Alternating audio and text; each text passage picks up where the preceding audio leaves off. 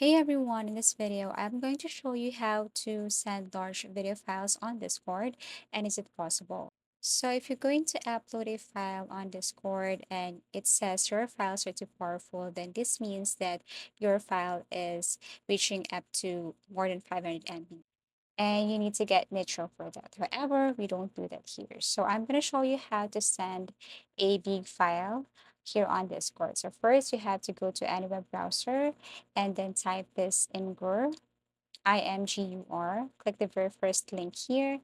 And then after that, it will take you directly to this. Now what you're going to do is you have to drop a file here or choose a photo or a big file from your PC or gallery. And then after that, once you have uploaded the file, you can add a unique title here if you want. For example, check this out. And then after that, grab a link. Now copy this and then go back to Discord. Now paste it and then send and wait as it is processing.